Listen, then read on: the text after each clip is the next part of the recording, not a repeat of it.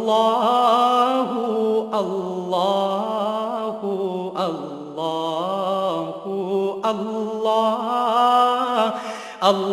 اللہ اللہ اللہ اللہ۔ الحمدللہ رب العالمین والصلاة والسلام علی حبیبہ محمد وآلہ وصحبہ اجمعین۔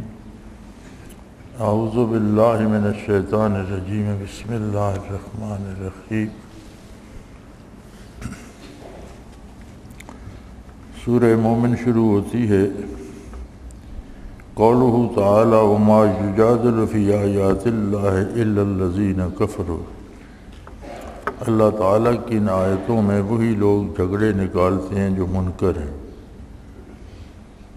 اس آیت میں جدال بالباطل کی مذمت ہے، چنانچہ اس کے بعد متصل ارشاد ہے وجادلوا بالباطل لیدحضوا بہ الحق، اور جو جدال بالحق وللحق ہے وہ مامور بہی ہے۔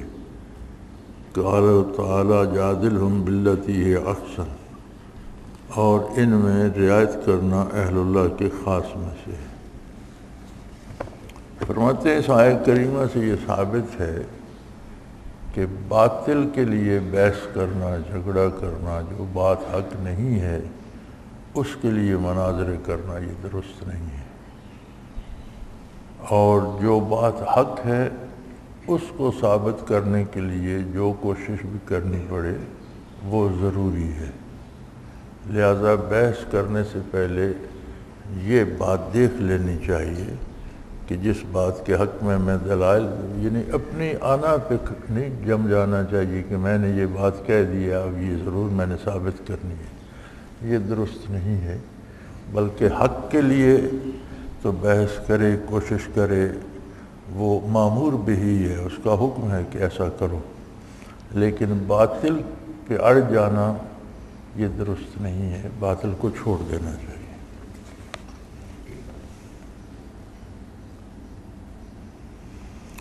قولہ تعالی الذین یعملون العرش ومن حولہ یسبحون بحمد ربہم ویؤمنون بہ ویستغفرون للذین آمنوا۔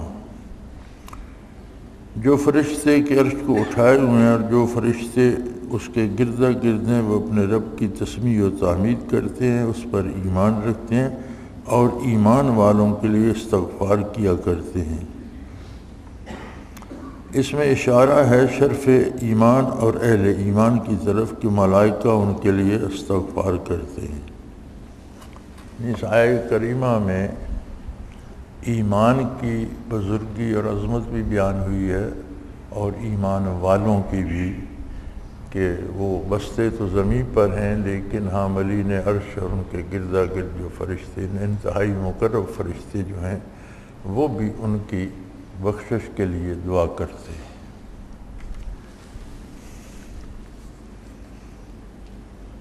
قولہ تعالی یعلم خائنۃ الاعین وما تخفی الصدور۔ وہ آنکھوں کی چوری کو جانتا ہے اور ان کو بھی جو سینہ میں پوشیدہ ہے۔ اطلاق کے لفظ سے اس کو بھی شامل ہے کہ غیر محبوب حقیقی پر استحسان و استدلال سے نظر کی جائے یا دل سے اس کی تمنا کی جائے۔ یہ نظر کی خیانت کیا ہے اور دل میں چھپی باتیں کیا ہیں؟ فرمایا وہ نظر کی خیانت کو بھی جانتا ہے اور دل میں چھپی باتوں کو بھی جانتا ہے۔ تو فرماتے ہیں کہ یہ غیر محبوب حقیقی پر استحسان و استدلال سے نظر کی جائے کہ اللہ کے سوا کسی چیز کو بہت زیادہ عزت یا اس کو دیکھنے یا اس کا ذکر کرنے میں بہت زیادہ لذت محسوس کرے، اللہ کا ذکر رک جائے اور غیر اللہ کی طرف توجہ ہو جائے تو خواہ وہ زبان سے نہ بھی بولے، نظر اس کی للچائی ہوئی اللہ سے کہ کے علاوہ کسی دوسری طرف چلی جائے یا دل میں خیال بھی آ جائے تو وہ نظر کی خیانت ہے، یہ دل کی خیانت ہے، اور اللہ اس سے واقف ہے۔ صوفیوں کو اور ذاکرین سالکین کو ایک مسئلہ پیش آتا ہے کہ کبھی ان کی نظر لالچ یا لذت سے مشاہدات و مکاشفات کی طرف چلی جاتی ہے، اور دل میں بڑی تمنا ہوتی ہے کہ مجھے کشف ہو جائے، یا اس کے لیے بھوکا رہنا شروع کر دیتے ہیں یا محنت کرنا شروع کر دیتے ہیں، تو کشف بجائے خود غیر اللہ ہے، اللہ تو نہیں ہے۔ کشف و مشاہدہ اللہ تو نہیں ہے، مقصودی چیز تو نہیں ہے، تو مقصد اللہ کی رضا ہونا چاہیے، مجاہدہ اس کے لیے کیا جائے، اور مجاہدہ کہتے ہیں شریعت پر عمل کرنے کو۔ غیر شرعی طریقے سے بھوکا رہنا یا الٹے کام کرنا یا اپنے آپ کو مصیبت میں ڈالنا مجاہدہ شرعی نہیں ہے۔ مجاہدہ شرعی یہ ہے کہ زندگی کے تمام امور کو شریعت مطہرہ کے مطابق ڈھال لیا جائے۔ پھر اللہ کے انعامات ہیں، کسی کو کشف و مشاہدہ دیتا ہے، اس کی عطا ہے، بلند منازل دیتا ہے، اس کی عطا ہے، لیکن مقصود رضائے باری ہو تو یہ چیزیں اس کی عطا سے نصیب ہو جاتی ہیں۔ لیکن اگر یہ چیزیں مقصود بن جائیں تو پھر یہ خیانت ہے کہ دعویٰ طلب رضائے الہی کا ہے اور مقصد کچھ اور ہے۔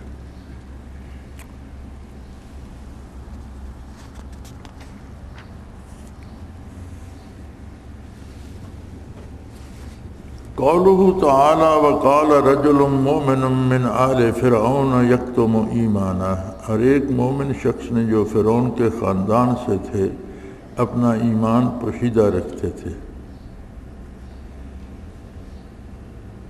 اس میں دلالت ہے کہ اہل باطل سے حق کا کتمان، جبکہ خوف سبب و خصوص جب اس میں سہولت ارشاد کی بھی مصلحت ہو کبھی نہیں۔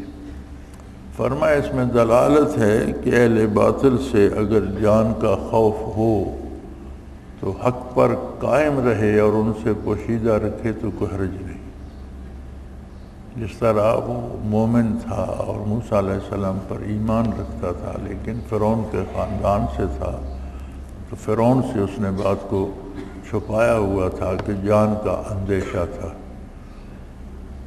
یہ درست نہیں ہے کہ اپنے عقیدے یا ایمان میں خلط ملط کر رہے، ایمان پہ قائم رہے اور وقتی طور پر مصلحت کے انداز سے اگر جان کا خطرہ ہے تو بات کو چھپا لے تو حرج نہیں۔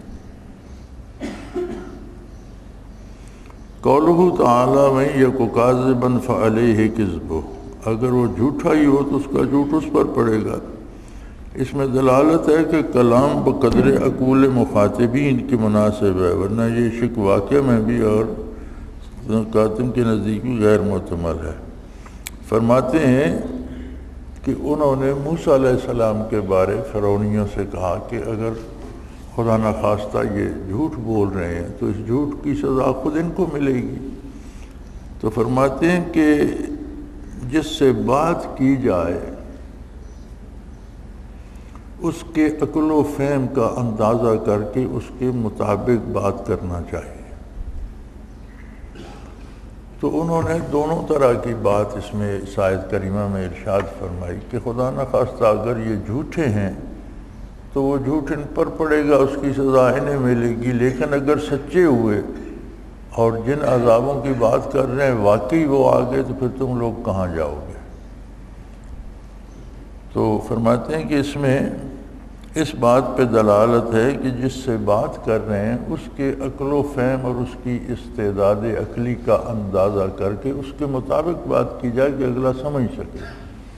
اب یہ نہیں کہ آپ موٹے موٹے الفاظ اور جملے استعمال کر کے اپنی علمی دھاک بٹھاتے رہیں اور جو سن رہا ہے اس کے پلے کچھ نہ پڑے کہ آپ نے کیا کہا، یہ درست نہیں ہے۔ ورنہ فرماتے ہیں اس کے نزدیک بھی یہ بات تو ممکن نہیں تھی، جسے وہ اللہ کا نبی مانتا ہے اسے جھوٹا تصور کرتا ہو، لیکن چونکہ فرعونی جھوٹا سمجھتے تھے تو اس نے وہ انداز اپنایا جو بات وہ سمجھ سکیں کہ خدا نخواستہ اگر یہ جھوٹ بول رہے ہیں تو اللہ پر بول رہے ہیں، اللہ ان سے نبٹ لے گے، اور اگر سچے ہوئے تو پھر تم کہاں جاؤ گے؟ تو وہ بات انہوں نے، حالانکہ وہ جانتے تھے کہ یہ سچے ہیں، لیکن انہوں نے بات انہیں سمجھانے کے لیے ان کے لیول پر کی۔ یہی ارشاد نبی علیہ الصلوۃ والسلام کا ہے کہ قولوا للناس علی قدر عقولہم او کما قال رسول اللہ صلی اللہ علیہ وسلم، کہ لوگوں سے ان کے فہم و ادراک اور عقل کی سطح پر بات کی جائے۔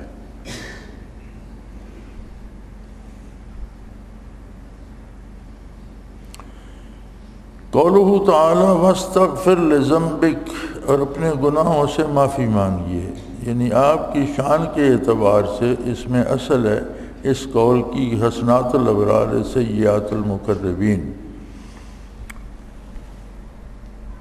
فرماتے ہیں اللہ کے نبی کو یہ فرمایا گیا کہ اپنی خطاؤں کے لیے اللہ سے بخشش چاہیں، تو اس سے اس قول کی تائید ہوتی ہے کہ عام آدمی کی جو نیکی تصور ہوتی ہے، اگر خاص لوگ ویسا بھی کریں تو وہ جرم تصور ہوتا ہے، یعنی ان کی شان اطاعت کی جو ہے وہ بھی خاص ہوتی ہے، اور آسن سے اگر وہ ادنا کی طرف بھی آ جائیں تو وہ بھی اس کے لیے بھی بخشش طلب کرنے کا حکم ہوتا ہے، گناہ تصور ہوتا ہے۔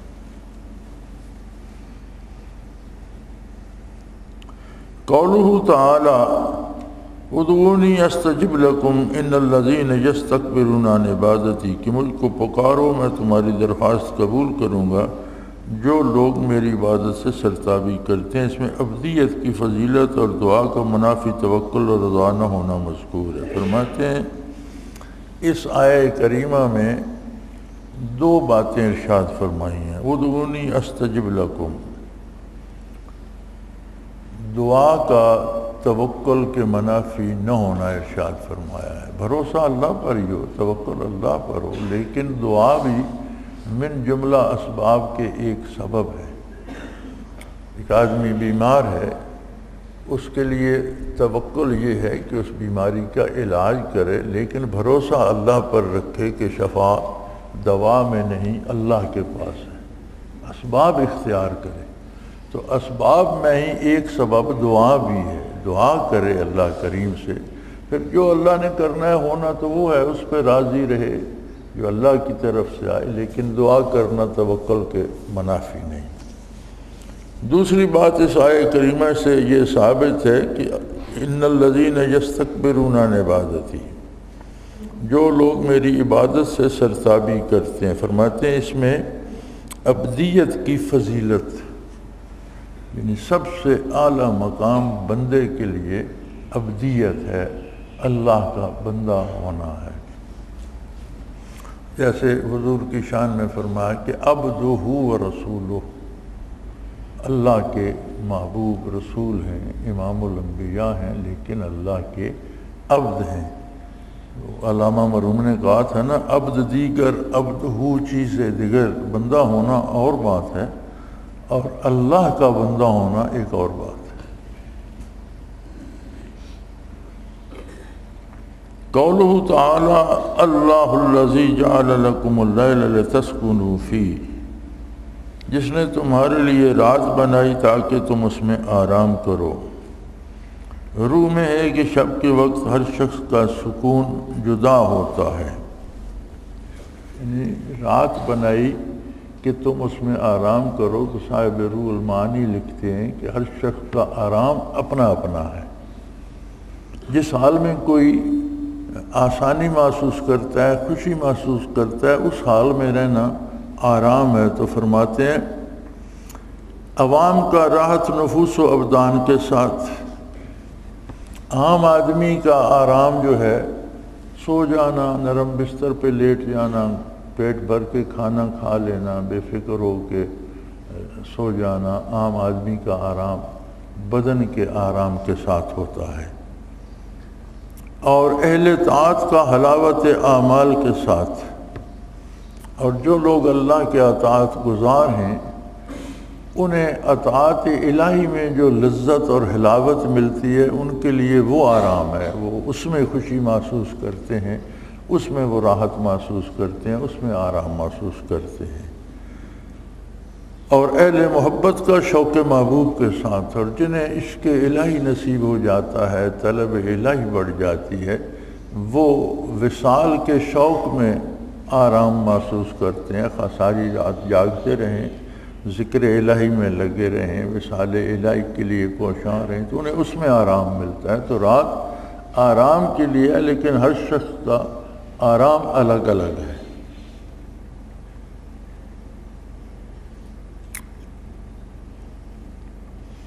قولہ تعالیٰ فَأَحْسَنَ صُوَرَكُمْ، سو عمدہ نقشہ بنایا، تمہیں بہت خوبصورت بنایا۔ روح میں ہے کہ تم کو اپنے جمال و جلال کا مرآت بنایا، یعنی صاحب روح المعانی لکھتے ہیں کہ انسان جلال و جمال الہی کا آئینہ ہے۔ اللہ نے اس میں اپنی صفت جمال، خوبصورتی، حسن بھی سمو دیا ہے، اور صفت جلال، قہر و غضب بھی۔ قولہ تعالی ما کان لرسول ان یاتی بآیات الا باذن اللہ، اور کسی رسول سے یہ نہ ہو سکا کہ کوئی معجزہ بدون اذن الہی کے ظاہر کر سکے۔ اس میں اولیاء اللہ کا تصرفات مستقلہ سے عاجز ہونا بالاولیٰ مذکور ہے،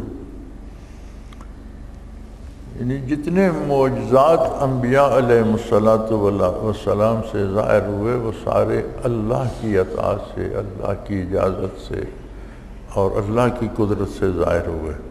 تو فرماتے ہیں اس سے ظاہر ہوتا ہے کہ کسی ولی اللہ کو مستقلاً با اختیار سمجھنا غلط ہے۔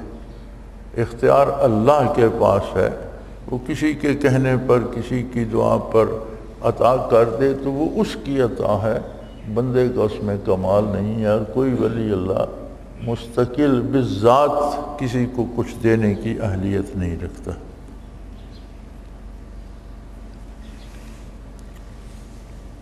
قولہ تعالی اللہ الذی جعل لکم الانعام الی قولہ تعملون، اللہ ہی ہے جس نے تمہارے لیے مواشی بنائے تاکہ ان میں سے بعض سے سواری لو۔ اس میں دلالت ہے کہ اسباب معیشت سے منتفع ہونا طریق میں نقص نہیں، جیسا کہ بعض متکشفین کا زعم ہے۔ فرماتے ہیں اس آیہ کریمہ میں یہ دلیل ہے کہ جو اسباب معیشت اللہ نے بنائے ہیں ان سے استفادہ کرنا دین کے یا سلوک کے یا تصوف کے خلاف نہیں ہے۔ بعض لوگ اس میں بڑی زیادتی کرتے ہیں۔ مجھے ایک دفعہ اتفاق ہوا، ہمارے ایک تبلیغی جماعت کے ساتھی تھے بزرگ عمر رسیدہ، وہ یہاں بچھال کالج میں آ کر پرنسپل لگے۔ تو ایک دن وہ مجھ سے ملاقات کے لیے منارہ آئے،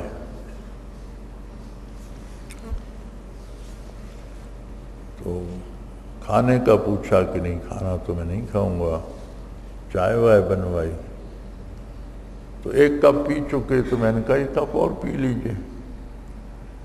تو کہنے لگے میں تو ایک کپ سے زیادہ نہیں پیتا۔ میں نے کہا اگر ایک کپ حلال ہے تو دوسرا بھی حلال ہے، اگر ایک پاکیزہ ہے تو دوسرا بھی پاکیزہ ہے، تو آپ تشریف لائیں، چھوٹا سا کپ ہے پی لیجئے۔ تو میرے اصرار پر انہوں نے پی لیا، لیکن ان کا خیال یہ تھا کہ دن میں صرف ایک ہی کپ پینا چاہیے، یہ کوئی شرعی قید تو نہیں ہے۔ پھر فرمانے لگے کہ میں تو وہاں سے پیدل آیا ہوں اور پیدل ہی واپس جاؤں گا۔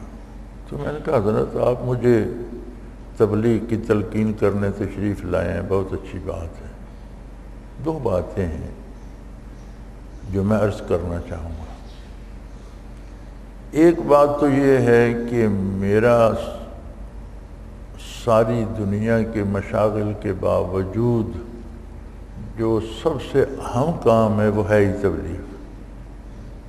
روزی بھی کماتا ہوں، مزدوری بھی کرتا ہوں، کاروبار بھی کرتا ہوں، لوگوں سے معاملات بھی ہیں، اس ساری مصروفیت جو ہے اس کی حیثیت ضمنی ہے اور دین کے کام کی اولیت ہے۔ اس کے باوجود آپ نے مزید تلقین کر دی، اللہ آپ کو اجر دے، اچھی بات ہے۔ لیکن میں یہ پسند نہیں کرتا کہ آپ صرف اس بات کو تبلیغ کہیں کہ لوٹا باندھ کر بستر لے کر 3 دن کے لیے گھر سے نکل جاؤ تو یہ تبلیغ ہے، ورنہ دن بھر آپ قرآن پڑھاتے رہو، آپ مسائل بیان کرتے رہو، لوگوں کو اللہ اللہ کراتے رہو، یہ تبلیغ نہیں ہے، یہ غلط ہے۔ اپنا اپنا انداز ہے بات کرنے کا۔ تبلیغ کا مطلب ہے اللہ کا پیغام پہنچانا۔ تو آپ یہ قید جو لگاتے ہیں، یہ اس سے میں متفق نہیں ہوں۔ جو بھی کوئی دین کا کام کر رہا ہے، کوئی مدرسے میں بچوں کو پڑھا رہا ہے تو ایک طرح کی تبلیغ تو وہ بھی کر رہا ہے، ان تک بات پہنچا رہا ہے۔ کوئی تقریر کر رہا ہے، وعظ کر رہا ہے، کوئی کتاب تصنیف کرتا ہے، تو اپنا اپنا انداز ہے کس کس انداز سے اللہ کی بات لوگ پہنچا رہے ہیں، یہ سارے تبلیغ کر رہے ہیں۔ دوسری بات یہ ہے کہ آپ سرکاری ملازم ہیں، آپ کی تنخواہ 40-50 ہزار روپے ماہوار ہے، دن کا آپ 1,500-2 ہزار روپیہ لیتے ہیں حکومت سے، تو دن بھر آپ نے کام تو کیا، کوئی نہیں، تنخواہ تو لیں گے۔ تو یہ تبلیغ کا کون سا طریقہ ہے کہ آپ تنخواہ حکومت سے لے رہے ہیں اور کہہ رہے ہیں میں تبلیغ پر جا رہا ہوں؟ تو یہ تو درست نہیں ہے۔ آپ جس کام کی اجرت لیتے ہیں پہلے وہ پورا کریں۔ جب کالج بند ہو جائے تو جہاں جی چاہے جائیں، آپ آزاد ہیں، لیکن جو وقت آپ کا کالج کا ہے اس کی آپ اجرت لیتے ہیں، اور یہ تو جائز نہیں۔ تیسری بات یہ ہے کہ اگر آپ وہاں سے بس میں بیٹھتے تو 10 منٹ میں یہاں پہنچ جاتے، 15-20 منٹ، آدھا گھنٹہ آپ میرے پاس بیٹھے ہیں، 10 منٹ میں واپس آپ وہاں سے پیدل چلے، اب 10-12 میل سفر ہے، 10-12 میل واپس جائیں گے تو آپ کا دن جو ہے وہ تو آنے جانے میں کٹ گیا۔ اور آپ نے یہ سمجھ رکھا ہے کہ ہر قدم کا حساب، تو آپ اس کا مطلب ہے اللہ کریم سے آپ حساب کتاب پہ آ گئے۔ تو اگر وہ حساب کتاب پہ آ گیا کہ مجھ سے کیا کچھ لیا ہوا ہے، دنیا میں آنے سے پہلے کتنا کچھ مجھ سے لے چکے ہو، ایک نطفہ بننے تک کہاں کہاں کے خاکی ذرات جمع ہوتے ہیں، کس کس شکل میں تبدیل ہوتے ہیں، غذا، دوا، گھاس، چارہ، جانور، پھر کہیں سے گوشت بن کے آتے ہیں، وہی مٹی ہے، گھاس بنی، جانور نے چری، گوشت بن گیا، وہی مٹی ہے، چارہ بنا، جانور نے کھایا، دودھ بن گیا، دودھ سے گھی بن گیا، وہی مٹی ہے، غذا بن کے والد کے پیٹ میں گئی اور اس میں سے اولاد کا جو حصہ ہے وہ نطفے کی شکل میں بن گیا۔ تو اس سارے مادے کو کن کن شکلوں میں ڈھال کر اس نے ایک نطفے تک پہنچا، اور پھر ایک نطفے سے ایک کامل انسان بنا دیا۔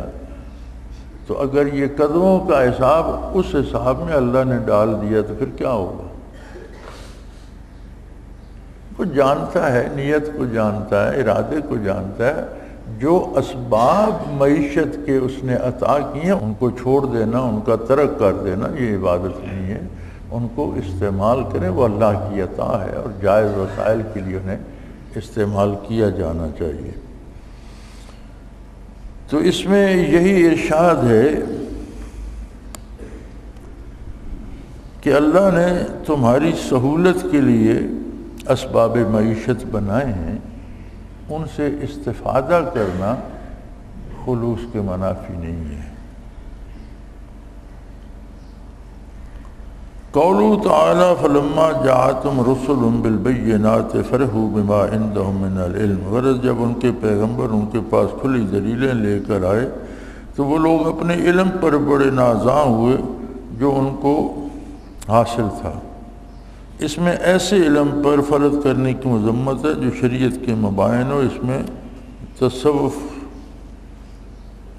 باطل بھی آ گیا، تصوف باطل بھی آ گیا۔ فرماتے ہیں اللہ نے فرمایا کہ لوگوں کے پاس علوم دنیا تھے،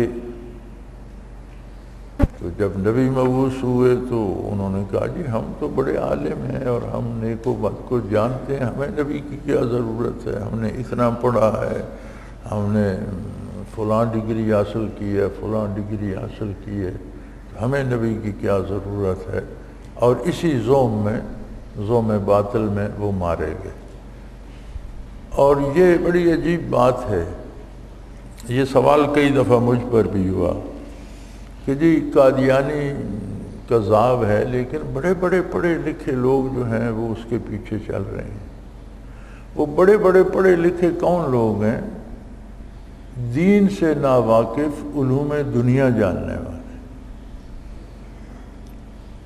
اب نبی کی شان کیا ہے، نبی کے لیے قرآن نے معیار کیا دیا ہے، تکمیل نبوت کیا ہے، حضور کے بعد کوئی نبی ہو سکتا ہے یا نہیں، یہ سارا تو آپ اراضی پڑھتے رہیں، تاریخ پڑھتے رہیں، سائنس پڑھتے رہیں، اس میں تو نہیں آتا۔ تو کوئی بہت پڑھا لکھا بھی ہے تو دین کے اعتبار سے تو ان پڑھ ہے جب تک دین کو نہیں پڑھتا۔ ایک بہت بڑا پڑھا لکھا عالم ہے لیکن اسے اگر ڈرائیونگ نہیں آتی تو علم کے زور سے وہ گاڑی نہیں چلا سکے گا۔ گاڑی چلانے کے لیے گاڑی کا چلانا سیکھنا پڑے گا۔ تو ہر شعبے کا اپنا علم ہوتا ہے، تو دین کا علم جس کے پاس ہو اسے تو اطاعت کرنا پڑتی ہے۔ اور فرماتے ہیں اسی میں تصوف باطل بھی آ گئے، یعنی جن لوگوں کو واقعی تصوف کی ابجد بھی نہیں آتی اور صوفی بنے بیٹھے ہیں، خود بھی گمراہ ہیں، لوگوں کو بھی گمراہ کرتے ہیں، جب آتا جاتا کچھ نہیں تو پھر رسومات ایجاد کرتے رہتے ہیں، یہ کر لو وہ کر لو، ڈھول باجے بجاؤ، قوالیاں گاؤ اور جھومو اور اچھلو کودو، تو اس طرح کی باتیں کرتے رہتے ہیں۔ تو اس کا ابطال بھی آ گیا کہ شریعت کے باہر جو علم ہے وہ علم نہیں ہے۔ علم شریعت ہے اور شریعت کے تابع زندگی گزارنے کے لیے معاملات دنیا کو جاننا یہ بھی علم ہے۔ العلم علمان، علم الادیان و علم الابدان، او کما قال رسول اللہ صلی اللہ علیہ وسلم کی علم، العلم یعنی کل علم جو ہے، سارا علم جو ہے اس کے دو حصے ہیں۔ پہلا حصہ ہے علم الادیان، دین کو سمجھنا، اسے انگریزی میں کہتے ہیں نارمیٹو سائنسز، ایمان، عقیدہ، اخلاق، عبادت، اس کے اصول و قوانین، عقیدہ، ایمان، عبادت، یہ کیا ہے؟ نارمیٹو سائنسز ہیں، علم الادیان، دین کو جاننا۔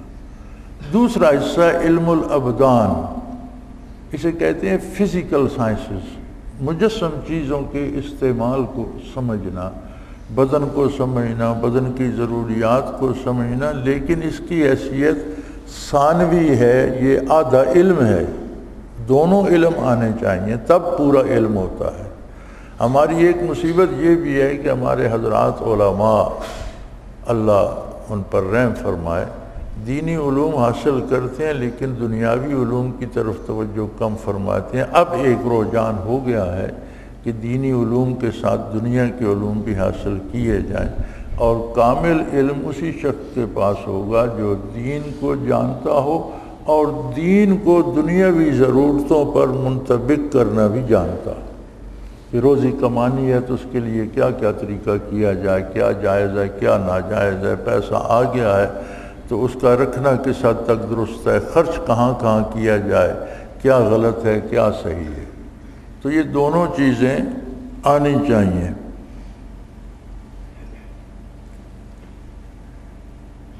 تو فرمایا جن لوگوں کو دین کا علم ہو اور اس کے تابع دنیا کی معرفت بھی ہو وہ تو درست ہے، اور جو لوگ دین سے نابلد ہوں اور محض دنیا کی علوم میں مہارت رکھتے ہوں، حرام حلال جائز ناجائز سے بے بلد ہوں اور صرف پیٹ بھرنے اور صحت مند رہنے اور خوش باش رہنے پہ ہوں، تو ان کے علم کی کوئی حیثیت نہیں، لیکن وہ علم بھی انہیں نبی سے فائدہ حاصل کرنے سے رکاوٹ بن گیا۔ سورہ مومن تمام ہوئی، اس سے آگے سورہ حامیم السجدہ ہے۔ قولہ تعالی ان الذین آمنوا وعملوا الصالحات لهم اجر غیر ممنون، جو لوگ ایمان لے آئے انہوں نے نیک کام کیے ان کے لیے ایسا اجر ہے جو موقوف ہونے والا نہیں۔ روح میں حدیث منقول ہے کہ یہ آیت مریضوں بوڑھوں کے حق میں نازل ہوئی جو مرض یا ضعف پیری کے سبب اکمال طاعت سے عاجز ہیں تو ان کے لیے ویسے ہی ثواب ملتا ہے جو حالت صحت اور قوت میں عمل کرنے سے لکھا جاتا تھا۔ اس سے مشائخ سالکین کو تسلی دیتے ہیں کہ جب ان کو کوئی عذر پیش آ جائے تو وہ پورا عمل نہیں کر سکتے۔ فرمایا جن لوگوں کا عقیدہ درست ہے اور وہ نیک کام کرتے ہیں ان کا جو اجر اور ثواب اور بدلہ اللہ کی طرف سے ہے وہ ختم ہونے والا نہیں۔ تو فرماتے ہیں اس میں ان لوگوں کو بشارت ہے کہ جو بڑے صحیح العقیدہ اور بڑا مجاہدہ کرنے والے تھے، پھر بڑھاپے نے کمزور کر دیا، وہ مجاہدہ نہیں کر سکتے، یا بیماری آ گئی وہ مجاہدہ نہیں کر سکتے، تو فرمایا اگر وہ نہیں بھی کرتے تو اللہ ان کا اجر اسی طرح دیتا ہے جس طرح وہ صحت میں مجاہدہ اور محنت کرتے تھے، تو جتنا اجر ہوتا تھا اس کمزوری میں بھی وہی اجر دیتا ہے۔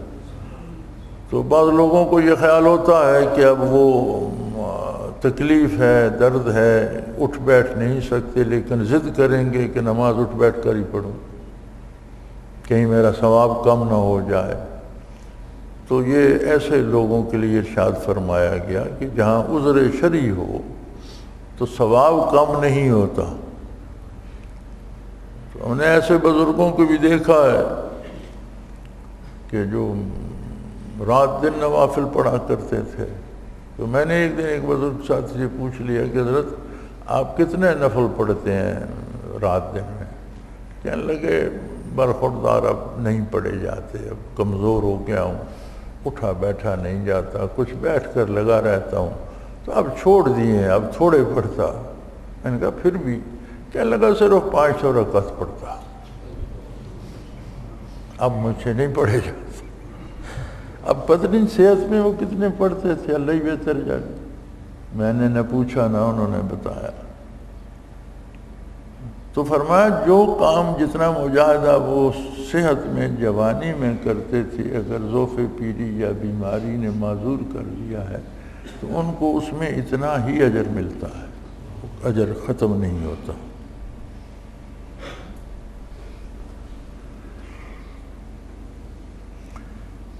قولہ تعالیٰ قال تعاطینا تعین، دونوں نے عرض کیا کہ ہم خوشی سے حاضر ہیں، اس میں جمادات کے لیے ادراک کا اثبات ہے کیونکہ تو ادراک پر موقوف ہے۔ فرمایا اس آیہ کریمہ میں یہ ثابت ہوتا ہے کہ جمادات میں بھی ادراک ہے، اپنی حیثیت کے مطابق ان میں معرفت الہی بھی ہے اور اپنی حیثیت کے مطابق وہ اطاعت الہی بھی کرتے ہیں۔ یہ درخت، پتھر، لوہا، چاندی، سونا، یہ ہر چیز ادراک و شعور رکھتی ہے۔ زمین بھی شعور و ادراک رکھتی ہے، اور قیامت کو یہ سب کے سامنے آ جائے گا جب یہ چیزیں سب گواہی دیں گی۔ جیسے ایک حدیث پاک کا مفہوم ہے کہ مؤذن کی آواز جہاں تک جاتی ہے وہاں تک کہ سنگریزے بھی اور زمین بھی اس کی گواہی دے گی کہ یہ اللہ کے نام کو بلند کیا کرتا تھا۔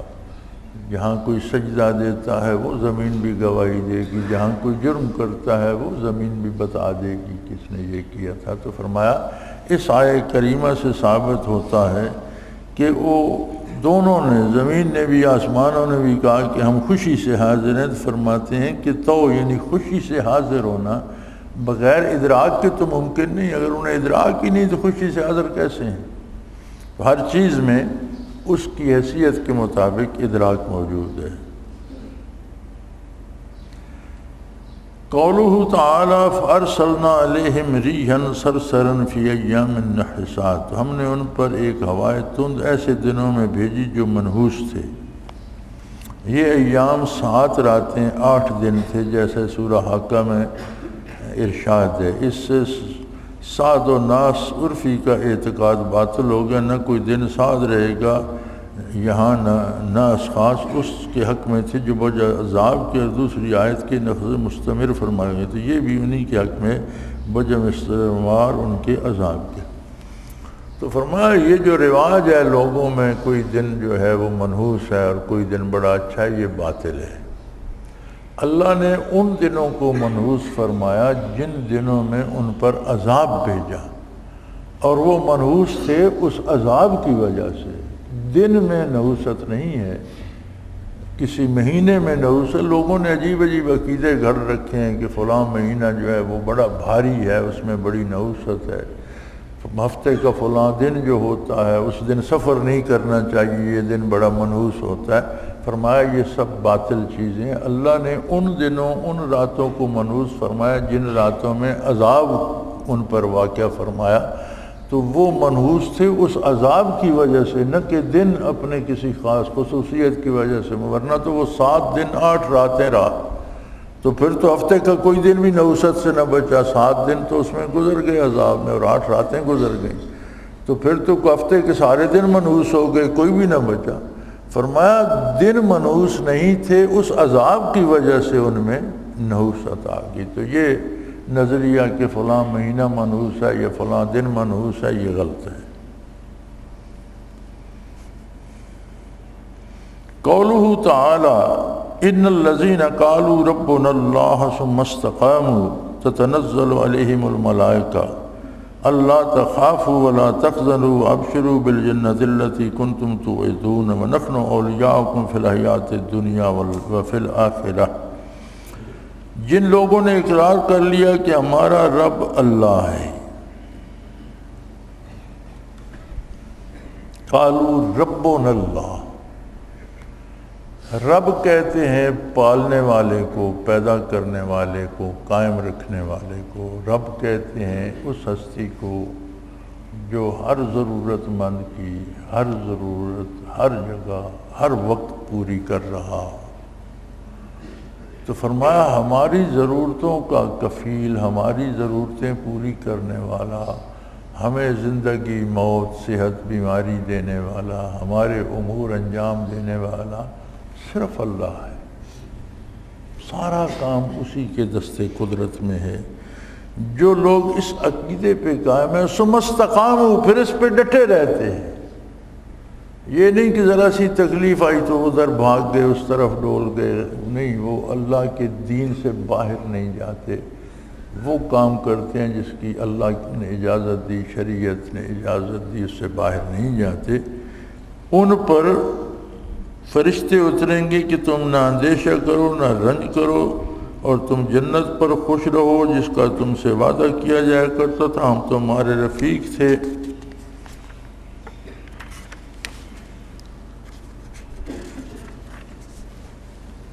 دینوی زندگی میں اور آخرت میں بھی رہیں گے۔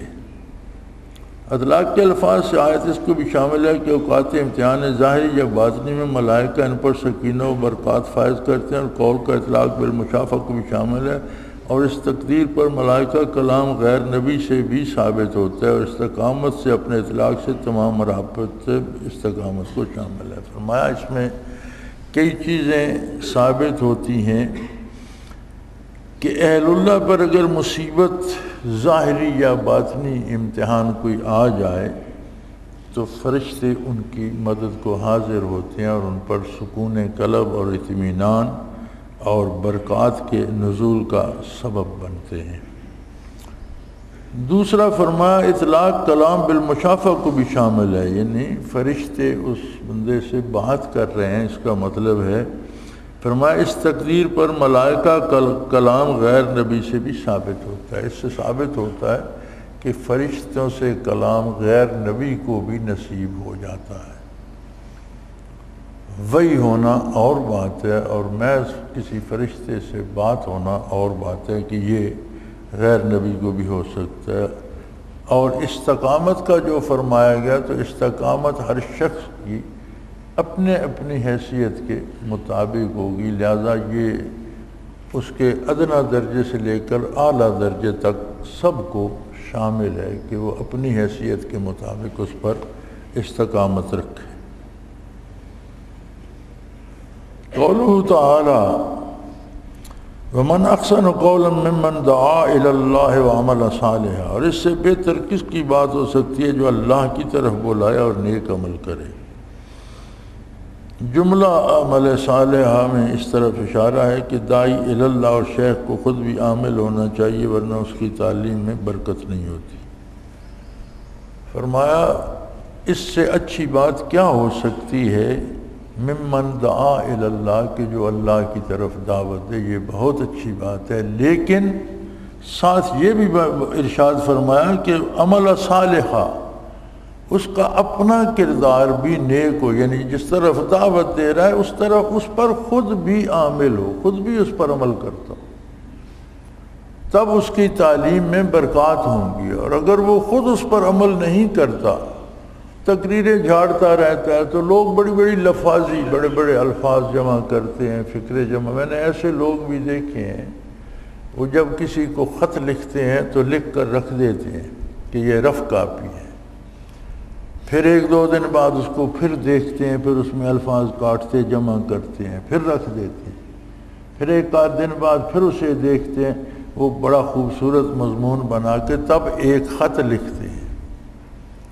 تقریریں کرنا ہوتی ہیں تو دو دو تین تین راتیں بیٹھ کر لکھتے رہتے ہیں، پھر جملے درست کرتے ہیں، پھر الفاظ چنتے ہیں، پھر وہ بڑی لچھے دار تقریریں بنتی ہیں، خود ان پہ عمل نہیں کرتے، تو لوگ بھی واہ واہ کر کے اٹھ جاتے ہیں کہ بہت بڑے جملے کہے، بہت بڑا شعر کہہ دیا، بہت بڑی عبارت پڑھ دی، اثر لوگوں پہ بھی نہیں ہوتا۔ تو فرمایا جو دعوت اللہ دے یہ سب سے اچھا کام ہے، لیکن اس میں برکت کے لیے اور اگلے کو فائدہ تب ہوتا ہے کہ جب دعوت دینے والا خود بھی اس پر عامل ہو اور آپ بھی اللہ کی رضا کے لیے مجاہدہ کرتا ہو۔ تو فرماتے ہیں خصوصاً جن لوگوں کو اللہ شیخ ہونے کا مرتبہ دے دیتا ہے، ان کو چاہیے کہ جو باتیں لوگوں سے کہتے ہیں ان پر خود بھی عمل پیرا ہو۔ قولہ تعالی ادفع باللتی ہی احسن، وقولہ وما یلقاها الا الذین صبروا، وقولہ تعالی واما ینزغنک من الشیطان نزغ۔ آپ نیک برتوں سے ٹال دیا کیجئے، پھر یک آپ اور جس شخص میں دعوت تھی وہ ایسا ہو جائے گا کہ اگر آپ کو شیطان کی طرف سے کچھ وسوسہ آنے لگے۔ اس مجموعہ میں تین مسئلے ہیں۔ اول، اخلاق کی تعلیم، ادفع باللتی ہی احسن، یعنی کوئی غلط بات بھی کرتا ہے تو اسے جواب اچھے طریقے سے دیں، جس سے آپ کے اخلاق کا اظہار بھی ہو اور ایک حد تک اسے بھی تعلیم ہو کہ بات اس طرح کرنی چاہیے، تہذیب کے اندر رہ کر کرنی چاہیے۔ دوسرا مسئلہ، اخلاق میں مجاہدہ کی ضرورت ہے۔ دوسرا مسئلہ یہ ہے کہ نیکی کرنے کے لیے، اچھی گفتگو کرنے کے لیے اخلاق پر عمل پیرا ہونا یہ ایک مجاہدہ ہے، اور یہ مشکل کام ہے، اسے روزمرہ کی معمولات میں نہ لیا جائے، اس کے لیے محنت کرنا پڑتی ہے، اس کے لیے خود کو پابند رکھنا پڑتا ہے۔ اور تیسرے، کاملین کے لیے وسوسہ کا امکان۔ تیسری بات یہ ہے کہ کسی بھی بندے کو خواہ وہ کتنا کامل ہو، شیطان وسوسہ ڈال سکتا ہے، اور اس طرف اشارہ ہے فاستعذ باللہ کہ اللہ سے مدد مانگتے رہو، اللہ کو یاد کرتے رہو شیطان کے حملوں سے بچنے کے لیے۔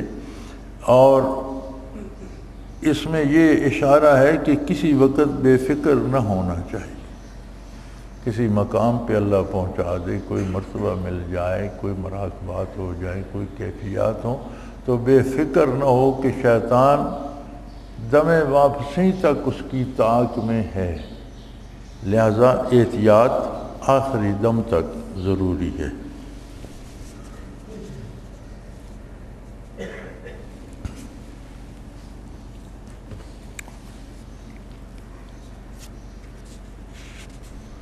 سورہ حامیم سجدہ تمام ہوئی، آگے سورہ شورا ہے۔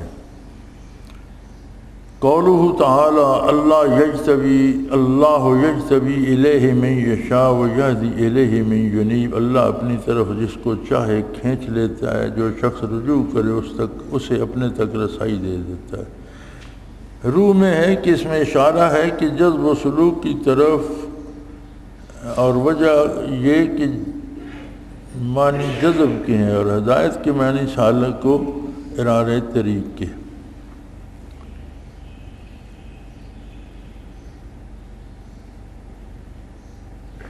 فرمایا یجتبی، اجتبا کے معنی جذب کے ہیں۔ تو کسی کا کلی طور پر رضائے الہی میں فنا ہو جانا اور ہر کام رضائے الہی کے لیے کرنا، اس میں اس کا کمال نہیں، یہ اس کی عطا ہے۔ وہ اس ذوم میں نہ آ جائے کہ میں بہت پارسا ہو گیا ہوں، میں بہت نیک ہو گیا ہوں۔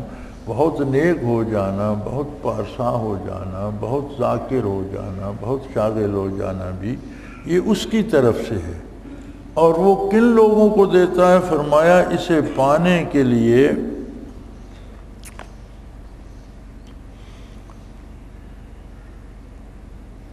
یادی الیہ من ینیب، جو دل کی گہرائی سے یہ فیصلہ کر لیتا ہے کہ مجھے اللہ کی رضا کو پانا ہے، اسے وسائل اور ذرائع دے دیتا ہے، اسے ہدایت دے دیتا ہے، اسے اسباب بنا دیتا ہے۔ بعض مفسرین نے اس میں یہ تفسیر بھی لکھی ہے، یہدی الیہ من ینیب، جس کے دل میں انابت پیدا ہوتی ہے اللہ اسے اپنی طرف راہ دکھا دیتا ہے۔ تو فرماتے ہیں اللہ ایسے اسباب پیدا کر دیتا ہے کہ ان کو ان لوگوں سے ملا دیتا ہے جو رضائے الہی کی خاطر مجاہدے کر رہے ہوتے ہیں۔ تو ایک طریقہ یہ بھی ہے کہ اس کے لیے ایسے اسباب بنا دیتا ہے کہ ان لوگوں سے ملا دیتا ہے اور وہ اپنی منزل کو پا لیتا ہے۔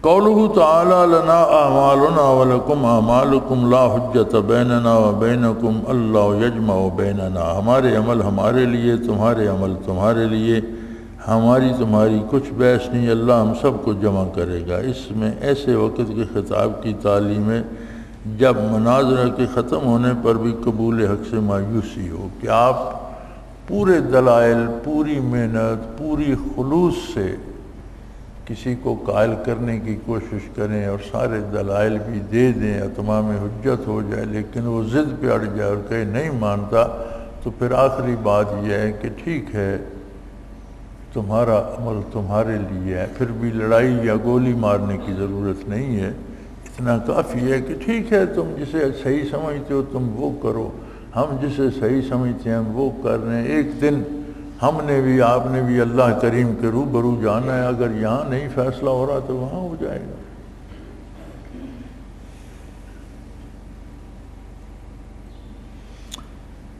قولہ تعالی ام لہم شرکاء شرعوا لہم من الدین ما لم یعظم بہ اللہ، کیا ان کے کچھ شریک ہیں جنہوں نے ان کے لیے ایسا دین مقرر کر دیا جس کی اللہ نے اجازت نہیں دی؟ اس میں شرک و بدعت کا ابطال ہے۔ فرمایا دین وہی ہے جو رسول اللہ صلی اللہ علیہ وسلم نے پہنچا دیا، جس کی اساس قرآن ہے، جس کی شرح حضور صلی اللہ علیہ وسلم کے ارشادات اور حدیث کی ہے، جس کا عملی مظاہرہ صحابہ کرام کا عمل ہے کہ انہوں نے حضور سے قرآن کو سمجھا، حضور صلی اللہ علیہ وسلم کے سامنے عمل کیا اور حضور نے تصدیق فرمائی، قبول فرمایا کہ تم نے صحیح سمجھا اور صحیح عمل کیا۔ یہ دین ہے جو سلف صالحین سے، خلفائے راشدین سے، متقدمین سے جو چیز آ رہی ہے وہ دین ہے۔ اور راستے میں جو چیزیں ایجاد کر لی جاتی ہیں اور کہہ دیا جاتا ہے یہ بھی ثواب ہے، فرمایا اس میں بعض امور تو ایسے ہیں کہ وہ شرک تک پہنچا دیتے ہیں۔ مثلا لوگوں کو بتا دیا جاتا ہے کہ جناب فلاں دربار پہ جاؤ تو اولاد ہو جائے گی، فلاں جگہ جاؤ تو یہ ہو جائے گا۔ یہ تو اللہ کا کام ہے، اگر کسی بزرگ کے مزار پر جاتے ہیں تو اچھی بات ہے، اگر واقعی وہ ولی اللہ ہے تو برکات ہوں گی۔ اب ہمارے پاس یہ بھی کوئی سند نہیں کہ کون ولی اللہ ہے کون نہیں ہے، بے شمار نامعلوم قبریں ہیں جن کی کوئی تاریخ نہیں جانتا، بے شمار ایسی قبریں ہیں جہاں کوئی دفن ہی نہیں، کسی نے قبر بنا دی۔ تو بہرحال جگہ کا فرق ہوتا ہے، جیسے آپ باہر سڑک پہ دعا کرتے ہیں اللہ کریم سننے والا ہے، مسجد میں آ کے کرتے ہیں تو مسجد کی برکت بھی شامل ہو جاتی ہے، سننا اللہ کریم نہیں ہے، دینا اسی نے ہے۔ اسی طرح کسی نیک محفل میں بیٹھ کے دعا کرتے ہیں تو اس میں اس کی برکت بھی شامل ہو جاتی ہے، اکیلے کرتے ہیں۔ اسی طرح کسی بزرگ کے مزار پہ بیٹھے ہیں تو اللہ سے لو لگائیں، اللہ سے دعا کریں، اگر وہ واقعی ولی اللہ ہے تو اس کی برکت بھی شامل ہو جائے، کیونکہ آپ اسی ولی اللہ سے مانگنا شروع ہو جائیں تو پھر تو آپ شرک میں چلے گئے۔ یہ بڑا نازک سا فرق ہوتا ہے، اور ہمارے دوست جب منع کرتے ہیں تو وہ بالکل ایسا انداز اختیار کرتے ہیں کوئی اولیاء اللہ کی قبریں اکھیڑ کر پھینک دی جانی چاہیے۔ یہ شدت بھی نہیں ہونی چاہیے، اور اس طرح بھی نہ ہو کہ اللہ کا مقام صاحب قبر کو دے دیا جائے۔ وہ بھی اللہ کا ایک بندہ تھا، اپنی زندگی گزاری، موت کا مزہ چکھا، وہ بھی انسان تھا، سارے انسانی عوارض اس پر بھی آئے، اور جو دنیا سے فارغ ہو کر چلا گیا ہے اسے دنیا کے معاملات سے دلچسپی کیا ہے؟ لیکن مرنے والا دو حالوں سے خالی نہیں ہوتا، یا عذاب میں ہوتا ہے یا ثواب میں ہوتا ہے۔ خدا نہ خواستہ مرنے والا عذاب میں ہے تو اسے آپ کی بات سننے کی فرصت کون دے گا؟ یہاں کی حکومت کسی کو حوالات کر دے تو اس سے بات نہیں کرنے دیتی، وہاں جو عذاب میں پھنس گیا ہو وہ ہماری بات کب سنے گا؟ اور اگر ثواب میں ہے تو وہ جو فضائیں جنت کی اور قرب الہی کی لذت اور انوارات و تجلیات، ان کو چھوڑ کر وہ ہماری بات سننے آئے گا۔ میں ڈلوال پڑھایا کرتا تھا سکول میں، تو سکول کے سامنے ایک مسجد تھی جس میں کم نمازی ہوتے تھے اور عموماً غیر آباد رہتی تھی، تو میں اس میں نماز پڑھنا شروع کر دی۔ میں نے جب نماز کا وقت ہوتا تو کری تھی، میں نے کہا چلو یہ بھی آباد ہو جائے گی، کبھی کوئی ایک آدھ دو نمازی آ جاتے تو میں جماعت کرا دیتا، نہیں تو اپنی نماز پڑھ لیتا۔ تو اس مسجد کے صحن میں 2-3 قبریں تھیں، اب بھی ہوں گی،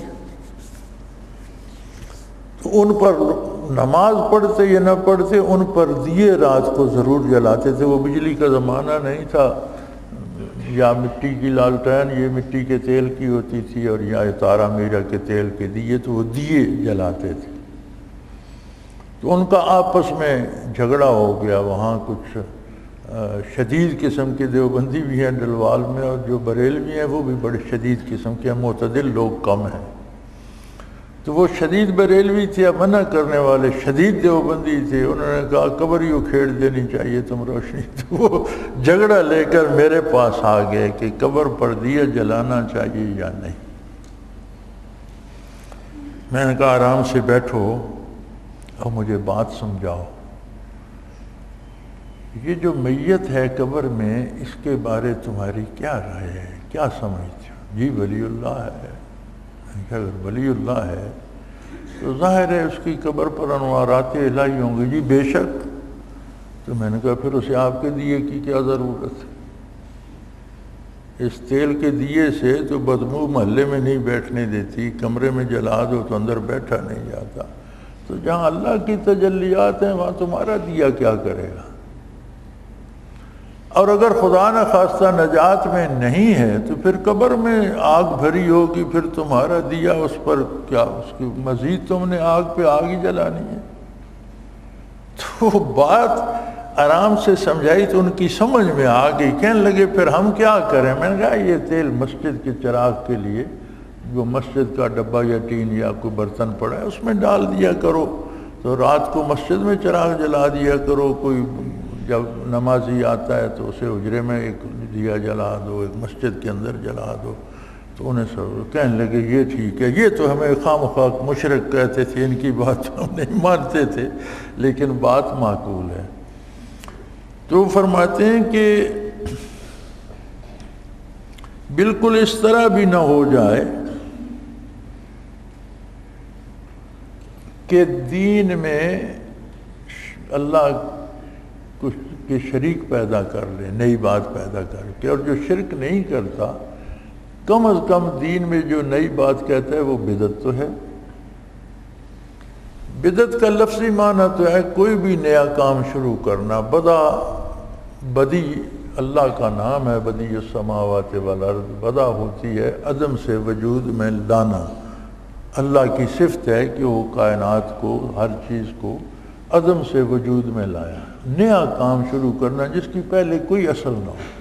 تو جس کام کی سنت میں، قرآن میں، سنت میں، شریعت میں کوئی اصل نہ ہو، وہ شروع کرنا اور اسے کہنا یہ کار ثواب ہے، یہ بدعت ہوتی ہے، یہ بدعت شرعی ہے۔ اور فرماتے ہیں اس آیت میں اس کا بھی ابتدال ہے، یعنی یہ بھی باطل ہے۔ اور علماء حق فرماتے ہیں کہ جہاں کوئی بدعت شروع کی جاتی ہے وہاں پہلے کوئی سنت موجود ہوتی ہے، کیونکہ زندگی کے تمام شعبے کی میں سنت نے رہنمائی کر دی، تو گویا بدعت سنت کو گرا کر اس پر بدعت کی بنیاد رکھی جاتی ہے۔ ایک جرم تو یہ ہے۔ دوسرا یہ ہے کہ یہ بات بتانا کہ یہ ثواب ہے، یہ گناہ ہے، یہ نبی کا کام ہے، یہ منصب نبوت ہے۔ تو اگر نبی علیہ السلام نے نہیں فرمایا، کوئی اپنی طرف سے کہتا ہے تو گویا وہ اپنے نبی ہونے کا دعویٰ کر رہا ہے۔ یعنی یہ معمولی بات نہیں، کل بدعۃ ضلالہ وکل ضلالۃ فی النار، ہر بدعت گمراہی ہے اور وہ آگ کی طرف لے کر جاتی ہے۔ اللہ اس سے پناہ عطا فرمائے۔ قولہ تعالی قل لا اسألکم علیہ اجرا الا المودۃ فی القربى، آپ یوں کہیے کہ میں تم سے کچھ مطلب نہیں چاہتا بجز رشتہ داری کے، محبت کے۔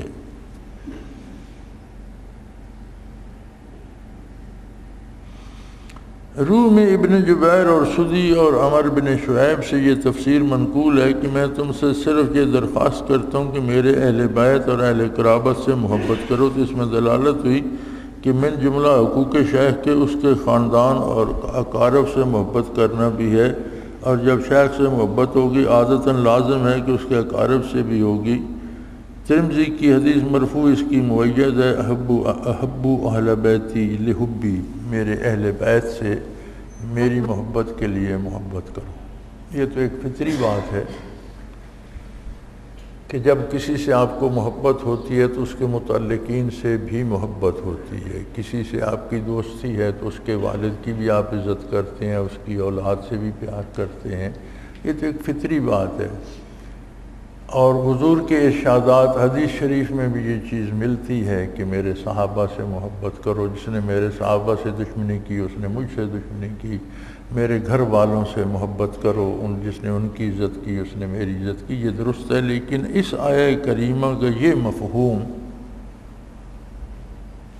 ٹھیک ہے علماء نے لکھا ہے یہ ہوگا، لیکن اس کا اصل مفہوم جو ہے وہ کچھ اور ہے۔ وہ یہ ہے کہ حضور علیہ السلام نے ارشاد فرمایا، اللہ نے حکم دیا، یہ آیت نازل ہوئی کہ میں تم سے کوئی چندہ نہیں مانگتا، کوئی مدد نہیں مانگتا کہ تبلیغ کے حق میں میری کوئی مدد کرو، لیکن قرابت داری کا لحاظ تو کرو۔ اور حضور صلی اللہ علیہ وسلم کو تقریباً مکہ کے کم و بیش سارے قبائل سے، کہیں ننیال سے رشتہ داری تھی، کہیں دودیال سے رشتہ داری تھی، کہیں سسرال سے رشتہ داری تھی، تو فرمایا قرابت کا لحاظ تو کرو، میں تمہارا قریبی ہوں، رشتہ دار ہوں۔ تو یہ رشتہ داروں میں آپس میں ایک تعلق ہوتا ہے کہ ایک دوسرے کو تحفظ دیتے ہیں یا ایک دوسرے کے لیے تکلیف پیدا نہیں کرتے۔ تو تم یہ میری راہ میں کانٹے بچھانا اور مجھ پر پتھر پھینکنا اور میرے پیروکاروں کو تکلیف دینا، تو آخر تم میرے قرابت داری کا لحاظ تو کرو۔ اہل بیت کی محبت کی بھی حضور نے تلقین فرمائی، حدیث شریف میں ہے، صحابہ کرام کی محبت کی بھی تلقین فرمائی، لیکن جو میں سمجھا ہوں اس آیہ کریمہ سے وہ بات ثابت نہیں ہوتی۔ اس آیہ کریمہ کا مفہوم یہ ہے کہ میں تم سے کوئی اجرت نہیں مانگتا، تم سے کوئی مدد نہیں مانگتا، تم سے کوئی پیسے طلب نہیں کرتا، لیکن اتنی بات ہے کہ تم رشتہ داری اور عزیز داری کا تو خیال کرو۔ اللہ بہتر جانتا ہے حق کیا ہے، لیکن اس کا صحیح مفہوم یہ ہے میری سمجھ کے مطابق۔ میں بھی انسان ہوں، ہو سکتا ہے مجھے غلطی لگی ہو۔ قولہ تعالی وَلَوْ بَسَطَ اللَّهُ الرِّزْقَ لِعِبَادِهِ لَبَغَوْا فِي الْأَرْضِ، اور اگر اللہ اپنے سب بندوں کے لیے روزی فراخ کر دیتا تو وہ دنیا میں شرارت کرنے لگتے۔ اسی طرح بست باطنی کے لیے بھی بعض کے لیے مضر ہوتا ہے تو اس کے نمونے سے مغموم نہ ہونے سے مغموم نہ ہو۔ فرماتے ہیں جس طرح اللہ نے فرمایا کہ دنیا میں سارے لوگوں کو میں امیر ہی بنا دیتا تو دنیا کا نظام چلپٹ ہو جاتا، سب بغاوت کر جاتے، شرارتیں کرنے لگتے۔ اسی طرح کمالات باطنی جو نصیب ہوتے ہیں وہ بھی حسب استعداد ہوتے ہیں، اور اللہ بہتر جانتا ہے کہ کس کو کہاں رکھنا ہے۔ تو بندے کے ذمے مجاہدہ کرنا، حق پر قائم رہنا، یہ بڑا انعام ہے۔ اب اس کے آگے کیا مقام، کیا مراقبہ، کیا مرتبہ ملا، یہ اس کی اپنی تقسیم ہے، اس کے لیے فکر نہیں کرنی چاہیے۔ یہ فکر کرنی چاہیے کہ عمل پر کاربند رہے، استقامت علی الدین ہو، عقیدہ صحیح ہو، عمل صحیح ہو، اور مجاہدہ ہوتا رہے۔ قولہ تعالی وما اصابکم من مصیبت فبما کسبت ایدیکم، اور تم کو جو کچھ مصیبت پہنچتی ہے وہ تمہاری ہاتھوں کیے ہوئے کاموں سے ہے۔ اسی طرح مصیبت باطنی بھی مثل قبض کے کبھی گناہ کے سبب ہوتی ہے۔ روح میں ہے کہ اہل ذنوب کی ہے، اور غیر اہل ذنوب پر مصیبہ رفع درجات کے لیے یا کسی اور حکمت کے لیے بھی آتی ہے۔ اسی طرح قبض بھی بعض مصالح باطنی کے لیے ہوتی ہے۔ فرماتے ہیں اسی طرح مصیبت باطنی یعنی قبض کا آ جانا، قبض سے مراد ہوتا ہے کہ وہ مشاہدات یا کیفیات یا جو انوارات کی لذت دل پہ محسوس، کسی وقت بندہ سمجھتا ہے دل خالی ہو گیا، کچھ بھی نہیں ہے، یا اگر مشاہدات تھے تو کسی وقت مشاہدہ رک جاتا ہے، کچھ سمجھ نہیں آتی۔ تو فرمایا بعض اوقات تو یہ اس لیے ہوتا ہے کہ بندے سے کوئی غلطی سرزد ہو جاتی ہے تو اس کی سزا کے طور پر بھی ہوتا ہے، اور بعض ایسے بھی ہوتا ہے کہ اس سے غلطی سرزد نہیں ہوتی لیکن اس کی اصلاح یا مزید ترقی کے لیے وہ تھوڑی سی مصیبت بھی اس کے لیے ضروری ہوتی ہے۔ دراصل جتنے اللہ کے انعامات ہیں اتنا مجاہدہ کوئی شخص کر نہیں سکتا، تو پھر انہیں مجاہدہ اضطراری، جو ہم خود محنت کرتے ہیں یہ مجاہدہ اختیاری ہے۔ جو اللہ کی طرف سے بیماری یا تکلیف یا دکھ ہے وہ مجاہدہ اضطراری بن جاتا ہے، اور اس میں بھی وہ خوب اللہ کو یاد کرتا ہے تو ترقی درجات کے لیے بھی ہو جاتا ہے۔ بعض اوقات بعض مراقبات، بعض منازل قرب ایسے ہیں جن کے لیے مصیبت لازمی ہے، جیسے شہادت کے لیے قتل ہونا پڑتا ہے۔ شہادت ایک منزل ہے، ایک مقام ہے، ایک مرتبہ ہے، اس کو پانے کے لیے قتل ہونا پڑتا ہے۔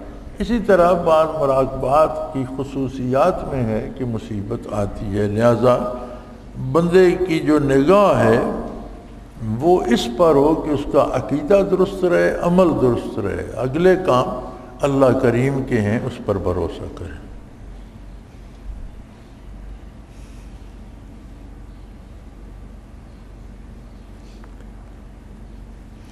قولہ تعالی وَإِذَا مَا غَضِبُوا هُمْ يَغْفِرُونَ مع قولہ تعالی وَالَّذِينَ إِذَا أَصَابَهُمُ الْبَغْيُ هُمْ يَنْتَصِرُونَ، جب ان کو غصہ آتا ہے تو معاف کر دیتے ہیں، اور جو ایسے ہیں کہ جن پر ظلم واقع ہے تو برابر کا بدلہ لیتے ہیں۔ روح میں ہے کہ دونوں اپنے اپنے موقع پر معمود ہیں۔ اے اللہ کے نزدیک یہ موقع اور مصلحت بدلتا رہتا ہے، وہ اپنی مصلحت پر دوسرے کی مصلحت مقدم رکھتے ہیں۔ یعنی کبھی کوئی زیادتی کر جائے تو اسے معاف کر دینا مصلحت ہوتی ہے، اس میں بہتری ہوتی ہے، اور کبھی معاف کر دینا مزید برائی کا سبب بنتا ہے، اور اگلے کو سزا دینا یا جتنی اس نے زیادتی کی ہے اس سے اتنا بدلہ لینا مصلحت بنتی ہے۔ یعنی کبھی یہ ہوتا ہے کہ ایک شخص نے زیادتی کی، اسے معاف کر دیا گیا تو وہ توبہ کر لیتا ہے، اس کی اصلاح ہو جاتی ہے۔ کبھی یہ ہوتا ہے کوئی ایسا بندہ ہوتا ہے کہ جب وہ زیادتی کرتا ہے تو اسے کچھ نہ کہا جائے تو وہ اس سے بڑھ کر زیادتی کرتا ہے، گناہ پہ دلیر ہو جاتا ہے۔ تو فرمایا یہ موقع کی مناسبت سے دونوں مقبول ہیں، معمود ہیں دونوں صورتیں۔ اب یہ اللہ کے بندوں کو اللہ یہ بصیرت دے دیتا ہے کہ کہاں معاف کیا جائے، کہاں بدلہ دیا جائے۔ قولہ تعالی وما کان لبشر ان یکلمہ اللہ الا وحیا او من وراء حجاب اور یرسل رسولا فیوحی باذنہ ما یشاء، کسی بشر کی یہ شان نہیں کہ اللہ سے کلام کرے مگر یا تو الہام سے یا حجاب کے باعث سے یا کسی فرشتے کو بھیج دے کہ وہ اللہ کے حکم سے جو اللہ کو منظور ہوتا ہے پیغام پہنچا دے۔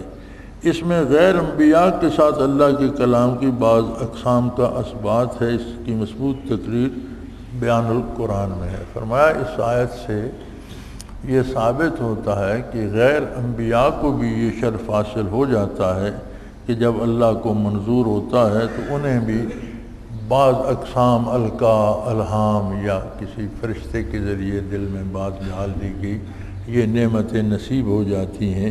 یہ بات اس سے ثابت ہوتی ہے۔ فرماتے ہیں اس کی تفصیل جو ہے وہ بیان القرآن میں میں نے بیان کر لی ہے۔ قولہ تعالی ما کنت تدری ما الکتاب ولا الایمان ولکن جعلناہ نورا، آپ کو نہ یہ خبر تھی کہ کتاب کیا ہے، نہ یہ خبر تھی کہ ایمان کیا ہے، لیکن ہم نے اس قرآن کو ایک نور بنایا۔ اس میں دلالت ہے کہ ہر کامل اپنی ذات میں کمالات سے عاری ہے، کمالات سب موہوب ہیں، اور جس کو حبہ کی قدرت ہے سلب کی بھی قدرت ہے، کسی کو اپنے کمال پر ناز نہ کرنا چاہیے۔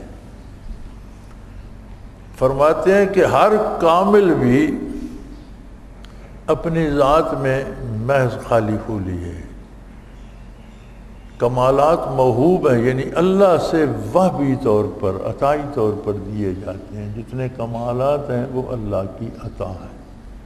اور اصول یہ ہے کہ جو شخص ہبہ کر سکتا ہے، کوئی چیز انعام میں دے سکتا ہے، وہ واپس بھی لے سکتا ہے۔ تو موہوب چونکہ اللہ ہے، جو چیز انعام وابی طور پر ملتے ہیں دینے والا اللہ ہے، تو وہ دینے والا لے بھی سکتا ہے۔ لہذا کسی کو اپنے کمالات یا اپنے مراقبات یا اپنے مقامات پر ناز نہ ہونا چاہیے۔ بندے سارے خالی بندے ہی ہیں۔ کسی کو دنیا کی عظمت دے دی تو اس نے دے دی، جب چاہے لے سکتے ہیں۔ اور ہمارے سامنے بڑے بڑے لیڈروں کے حال ہیں کہ بڑے بڑے طوفانی انسان تھے، ایک ایک بات پر ملک ہلا دیتے تھے، پھر بڑی بے بسی سے مارے گئے اور کسی نے پوچھا تک نہیں۔ اسی طرح کمالات باطنی میں جن لوگوں کو اعلیٰ مقامات اور کمالات عطا، ان کی ذات میں وہ کمال نہیں، ذات میں وہی ایک انسان ہی ہے، اس کی عطا ہے کہ اس نے دے دی، لہٰذا ہمہ وقت اس سے مغفرت اور اس کی یاد میں مصروف رہے، اس کا شکر ادا کرتا رہے، ان پہ ناز نہ کرے کہ جو دے سکتا ہے وہ لے بھی سکتا ہے۔ سورہ شورى تمام ہوئی۔ وآخر دعوانا ان الحمدللہ رب العالمین، الحمدللہ رب العالمین، والصلاة والسلام علی حبیبہ محمد وآلہ۔ اللہم ربنا لا تقتلنا بغضبک ولا تہلکنا بعذابک واعف عنا قبل ذلک۔ اللہم ربنا لا تسلط علینا من لا یرحمنا، انت ولینا فی سفرنا وحضرنا فی مالنا واہلنا، انت ولینا فی الدنیا والآخرہ، توفنا مسلمین والحقنا بالصالحین۔ اللہم انصر الاسلام والمسلمین۔ اللہم یا شافع الامراض یا دافع البلیات یا قاضی الحاجات اقضی حاجاتنا فإنک علی کل شیء قدیر۔ وصلی اللہ تعالی علی حبیبہ محمد وآلہ وصحبہ برحمتک۔ اللہ اللہ اللہ اللہ اللہ اللہ۔ حضرت امیر محمد اکرم آوان مد ذلہ العالی دارالعرفان منارہ ضلع چکوال میں سالہ سال سے قرآن و حدیث کے اوپر خطابات کر رہے ہیں اور سلسلہ نقشبندیہ اویسیہ کے مطابق لوگوں کو ذکر الہی کی تربیت دے رہے ہیں۔ وہ قرآن پاک کی تفسیر ترتیب وار بیان کر رہے ہیں۔ تفسیر قرآن کو وہ موجودہ ملکی اور بین الاقوامی حالات کے مطابق بیان کرتے ہیں۔ موٹر وے سے کلر کہار کے انٹرچینج سے نکلتے ہوئے، کلر کہار کی جھیل سے ہوتے ہوئے، میانی، بوچھال اور نورپور سے گزرتے ہوئے دارالعرفان منارہ پہنچ سکتے ہیں۔ حضرت امیر محمد اکرم آوان نے بچیوں اور بچوں کی دینی اور دنیاوی تعلیم کے لیے سقارہ اکیڈمی کے نام سے ایک درسگاہ بھی قائم کی ہے، جس کا افتتاح मुल्क पाकिस्तान के सदर जनरल मोहम्मद ज़ियाउल हक ने अपने दस्ते मुबारक से किया था। वो तमाम अहबाब जो इस्लाम की तलब रखते हैं उनसे गुजारिश है कि दारुल इरफान मिनारा ज़िला चकवाल में अमीर मोहम्मद अकरम आबान साहब के खिताबात से मुस्तफ़ीद हों। वो हर जुमे को नमाज से पहले बयान फरमाते हैं। हर माह की पहली इतवार को माहाना इज्तिमा होता है जिसमें आप खुसूसी खिताब फरमाते हैं और पाकिस्तान के चारों सूबों से अहबाब इस इज्तिमा में शिरकत करते हैं। इसके अलावा यहाँ साल में 2 मरकजी इज्तिमात भी होते हैं, एक रमज़ानुल मुबारक में एतिकाफ का इज्तिमा और दूसरा जुलाई और अगस्त में 40 दिन का इज्तिमा होता है जिसमें रूहानी तरबियत की जाती है। अपना खून सीमाब देकर इतना हम कर जाएंगे, नाम आका का चमन में फिर रकम कर जाएंगे।